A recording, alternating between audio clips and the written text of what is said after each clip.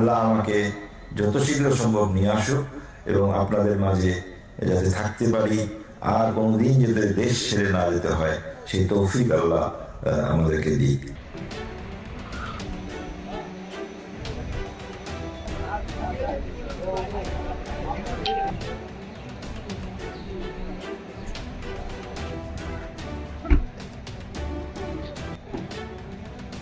বিএনপির অভিভাবক জনাব ইঞ্জিনিয়ার শাহেদ ইসলাম চৌধুরী দীর্ঘ 1.5 যুগ পর আমাদের মাঝে ফিরে আসছেন। আমাদের বিএনপির সকল স্তরের নেতাকর্মী আমরা অনেক আনন্দিত। আমাদের নেতা ইঞ্জিনিয়ার শাহেদ ইসলাম চৌধুরী এই ব্রিটিশ সরকারের মামলায় দীর্ঘ 17 বছর দেশের বাইরে ছিল। আজকে তার স্বদেশ প্রত্যাবর্তন আর কিছুদিনের মাধ্যমে দেশের মাটিতে পা রাখবে।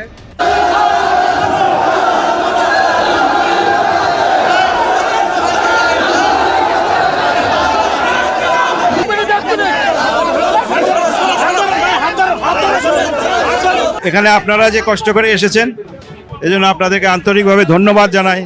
দীর্ঘ 18 বছর 1 মাস 15 দিন পর আজকে দেশের মাটিতে আল্লাহ আমাকে আসার তৌফিক দিয়েছে, এজন্য আমি আল্লাহর কাছে কোটি কোটি শুকরিয়া জানাই। আল্লাহ আমাদের দেশে গণতন্ত্র প্রতিষ্ঠার সুযোগ করে দিয়েছেন। আমরা আশা করি আরও পথ পাড়ি দিতে হবে, আমরা সেই পথ সুন্দরভাবে পাড়ি দিতে পারবো সকলে মিলে, দেশের সকল মানুষকে মিলে।